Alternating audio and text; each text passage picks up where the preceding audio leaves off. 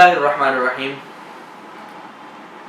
हज़रात गिरामी, आजकल एक बीमारी बहुत ज़्यादा फैली हुई है और बहुत ज़्यादा लोग इसकी लपेट में आ चुके हैं, और ये बीमारी आँखों से मुताल्लिक़ है, जिसको आशोब चश्म कहा जाता है। और ये बीमारी गुज़िश्ता 20-25 साल से यानी बहुत ज़्यादा फैली हुई है। बहुत ज़्यादा से मुराद ये कि साल में एक आध दफ़ा ये आती है, और आती तो थोड़े दिनों के लिए है, लेकिन बहुत ज़्यादा लोग इसकी लपेट में आ जाते हैं।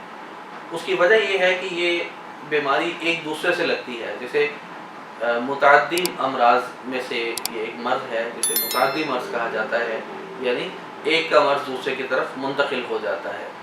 और जिस तरह कोरोना था कि भाई वो एक दूसरे से लगता है, और एक दूसरे के पास बैठने से, करीब बैठने से लगता है, या इस्तेमाल शुदा चीज़ों से लगता है, ये उसी से मिलता जुलता मर्ज़ है कि ये एक दूसरे की चीज़ें इस्तेमाल करने से या पास बैठने से नहीं, बल्कि एक दूसरे को देखने से भी लग जाता है।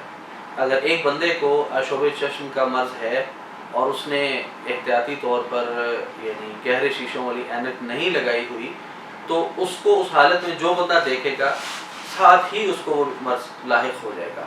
तो एक तो मेरी तमाम अपने नाज़रीन से गुजारिश है और तमाम अपने बहन भाइयों से गुजारिश है कि जिनको ये मर्ज़ है वो एहतियात करें, ताकि दूसरे लोग बीमार ना हों। क्योंकि देखने में ये आ रहा है कि घर का एक फ़र्द अगर मुतासिर है तो पूरा घर फ़ौरन उसकी लपेट में आ जाता है।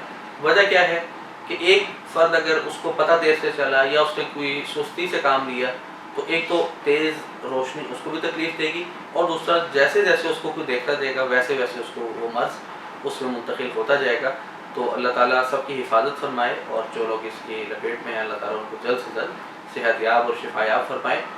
तो मैं इस हवाले से भी अब एक वजीफ़ा आप हज़रात को बतलाने लगा हूँ, वो इसमें भी काम आएगा, और वैसे भी अगर आप पढ़ें तो वो आपके लिए मुफीद और मैं समझता हूँ बेहतर है कि अगर एक बंदा ठीक है, उसकी आंखें तंदुरुस्त हैं, तब भी वो पढ़ता रहे, ताकि वो हर किस्म की बीमारी से महफूज रहे।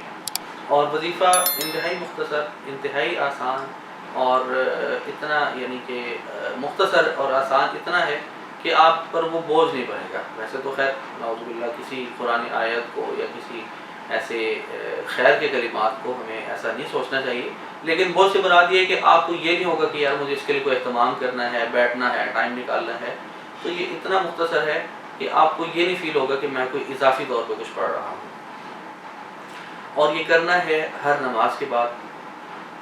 आयत बहुत ही छोटी सी, बल्कि आयत भी क्या, आयत का एक छोटा सा टुकड़ा है, मैं पढ़ के भी सुना देता हूँ, और ये आप में से बहुत से लोगों को ये आयत इंशाल्लाह याद भी होगी, और एहतियातन हम अपनी स्क्रीन पर भी आपको ये दिखला देंगे।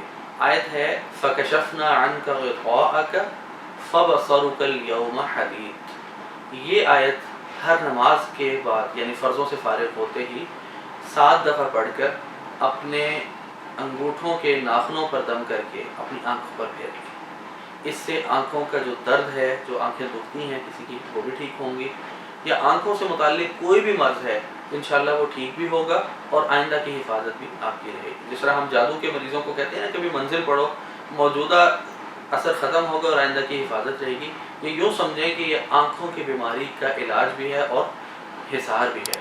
तो वैसे तो जिस्मानी अमराज में हिसार का कोई तसव्वुर या कोई ऐसा वो कॉन्सेप्ट नहीं है, लेकिन वैसे मैंने समझाने के हद तक कहा है कि इसमें मौजूदा अमराज की शिफा भी है और आइंदा से तहफ़्फ़ुज़ भी है।